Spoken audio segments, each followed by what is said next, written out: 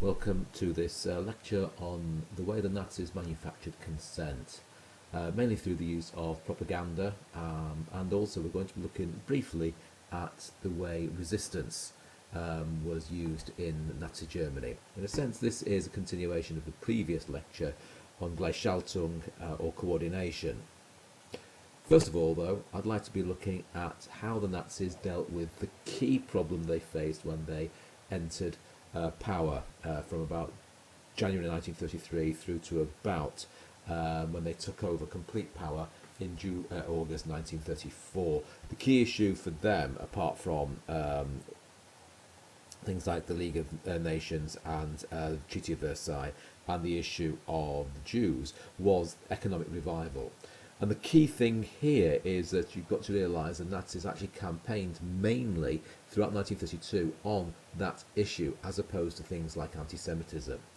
What did they do? Well, almost immediately they installed a respected financier, Hjalmar Schacht, who was made president of the Reichsbank and Minister of Economics later on. And that meant it was a way of making sure that they kept big business on side. He wasn't one of the Nazi insiders and was very much respected by big business. He was given virtual dictatorial control over the economy, and one of the key things he was made sure was the creation of what became known as the 4-year plan, or the new plan, which began in September 1934. What was interesting here was the use of public works to get people back into employment. In a sense, the idea of the state intervening was the key idea throughout the 1930s and onwards, whether irrespective of the code or the ideology of the government in charge. This was going on in the Soviet Union, obviously, but also to a lesser extent in the United States with government works by the use of the president there, FDR, and also here we can see by the extreme right in Nazi Germany. But the new plan introduces state controls of trade and currency exchange, and also they begin to have bilateral trade agreements with South America and the Balkans. By doing direct trade, it meant that they could, especially with countries that required things that they could make. One of the things that Germany didn't have was a great deal of raw materials. What they did was have these bilateral trade agreements with these countries around which who didn't manufacture their own goods. What they basically did was take from those countries the raw materials, they made them into finished products and then sold them back to those countries, obviously thereby making more money. By 1935, Germany had a trade surplus, unemployment was down to 1.7 million, and industrial output had risen by 49.5%. One of the key ways they did this was through the Reichsautobahn building programme throughout the 1930s and during the war years, and it's interesting enough, those are still being used today.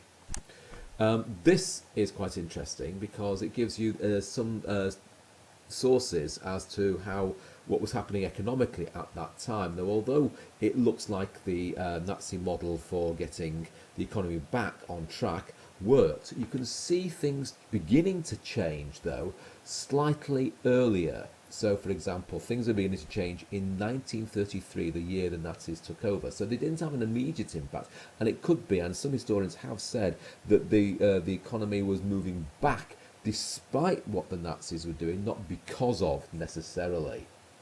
It's worthwhile having a look at each one of those different indices, just to and make a note of them, just to have a look at and use them in your essays. Here's one or two areas that we've already touched on here in terms of education in youth. There was the Gleichschaltung, or the coordination of the education system. Politically unreliable teachers are being sacked, and the curriculum brought in line with Nazi ideology. And this was being done in many places across Europe. It wasn't just specific to Germany at this time. The key ones would obviously be fascist Italy and Soviet Russia. Youth organisations we looked at last time in the last lecture. Religion was interesting in that you've got to remember that Nazi Germany, Germany prior to the Nazis taking over was a secular republic. In other words, that the government and the church were separate. First of all, National Socialism, you've got to see it, the Nazi ideology was fundamentally anti-Christian in so many different ways. And there was an attempt by the German faith movement, a Nazi-inspired organisation, to attempt some kind of Volkisch neo-paganism or people's neo-paganism, quite clearly moving directly away from any sort of organised religion. Having said that, though, the Nazis and Hitler in particular realised that the power that the different churches, established Trinitarian churches, had over the population, and so had to make some sort of accommodation with them. So in July 1933 there is a concordat with the Vatican with promises of religious freedom for Catholics in exchange for a promise to keep out of politics, that is, the Catholic Church. Having said that, though, not all Catholics did do this, and for example, I think it was the Bishop of Munster quite often preached directly against the Nazi message. Interestingly enough, nothing happened to him. Attempts to coordinate the Protestant churches also happened, and to bring them on board, the key ones being the Lutheran Church and the Calvinist churches. By 1933, in July, interestingly enough, the same month as the Concordat, a new church constitution is introduced into the Lutheran Church, and Ludwig Müller is appointed the Reichsbishop.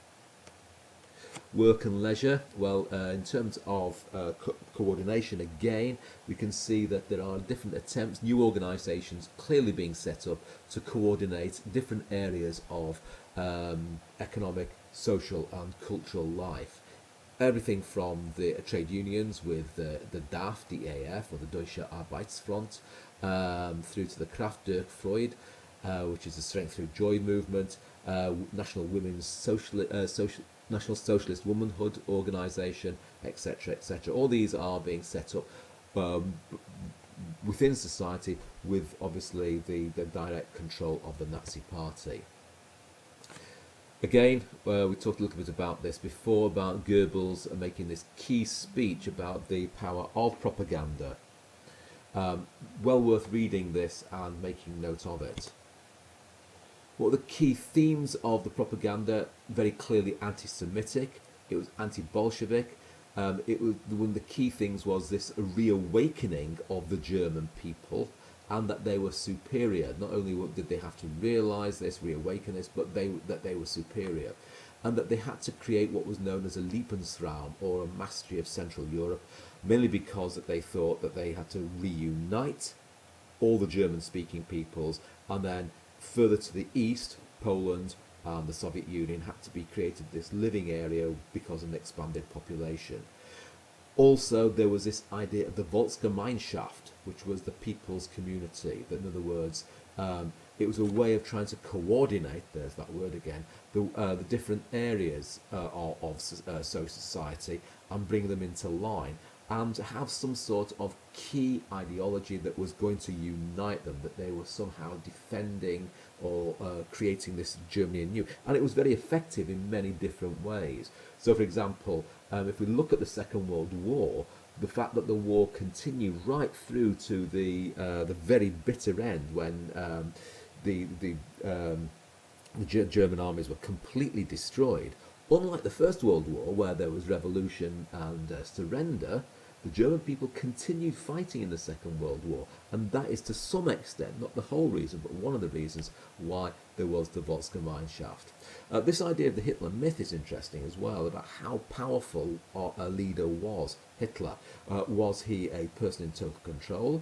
To some extent, he liked to give this idea he was, but he was also actually very lazy, often not getting up till quite often late into the afternoon, morning, lunchtime, quite often not making that many decisions, hated paperwork.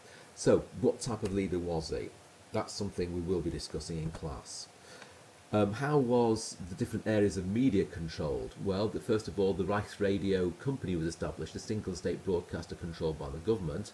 Interesting enough, by 1932, only 25% of the German households owned a radio, and to counter that, the Nazis brought about something called the People's Receiver, or the Volksempfänger, which was a type of radio which you can see there, very cheaply built and was very, very popular. So that by 1939, 70% of German families had access to a radio, and announcements were broadcast by loudspeakers in public spaces. So you couldn't escape the message even though you might not have a radio of your own. And there were interestingly enough, radio wardens making sure that people would tune into Nazi propaganda. The press, much harder to control, mainly because, unlike, say, Britain, where we have national newspapers, there were not as many national papers and many more regional newspapers or local newspapers. Having said that, though, and you can see that there's 5,000 different daily newspapers in 1953. By 1939, two-thirds of these were bought up by a Verlag, or a Nazi publisher.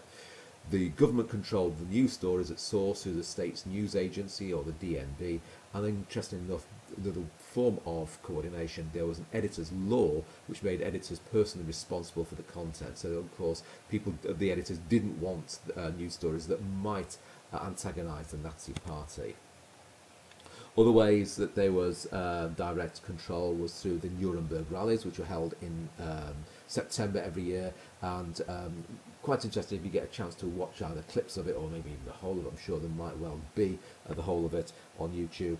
But Triumph of the Will, which was a documentary made by the Nazi Party by a very famous female director of those rallies, in especially the 1935 one. Here we can quite clearly see that the Nazi calendar was created, and it was a way of absorbing key ones. So, for example, the 1st of May, which is traditionally seen as a workers' holiday, also remains that, but in terms of a Nazi slant on it.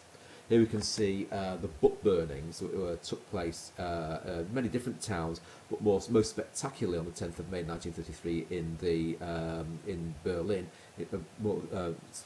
To be more precise, in front of the State Opera. Basically, that this was a coordinated attempt. It wasn't an uprising, but various different Nazi students' organisations and lecturers brought these books, and various different speeches were given and then burnt. Here we can quite clearly see the way that different areas of the media were coordinated. Well worth making notes on that. What were the key themes? Well, we can clearly see there's overarching key themes with what we looked at before: anti-Semitism, glorification of war, nationalism, the purity and superiority of the Aryan race, cult of the Führer, anti-modernism, and probably least well known, neo-paganism. We can see in terms of their art, this was very much a return back to some sort of figurative art that was quite clearly understood. There would be quite famously exhibitions whereby there was what was called degenerative art, or more particularly what we might call modern art, exhibited in one wing of the Munich Kunsthalle, and on the other wing, which was Nazi-inspired art, of which we can see here. It was very much not much different to what was going on clearly in fascist Italy and Soviet Russia. Very similar things taking place there at that time. Films were being made. Some of them would be, as you can see on the left-hand side, sort of historical epics, which obviously fitted in with Nazi ideology. You could quite clearly see musicals being created, very popular at that time, obviously, with what was going on in Hollywood, and also propaganda film, very famously, Jud Süß there. There was attempts at defying the Nazi message. Georgi Elser, very famously, was a workman who tried to blow up Hitler in 1939. That failed. Bonhoeffer, a Protestant pastor, wrote quite considerably, although he initially started off as a Nazi, well, not a Nazi, but certainly accepted Nazism, moved more and more against him, and eventually was killed in a concentration camp. The Scholls very famously distributed, were members of the White Rose League, and distributed leaflets against the Nazis. Eventually both were executed. Here we have a list of the plots against Hitler, all of them, interesting enough, failing. And there we have Tom Cruise. And here we have forms of opposition and dissent. Some of them were quite obviously things like organising a coup, but even things like reading banned literature or attempting to emigrate was seen as forms of opposition which you could be arrested. Towards the end of the war, even people who were seen as homeless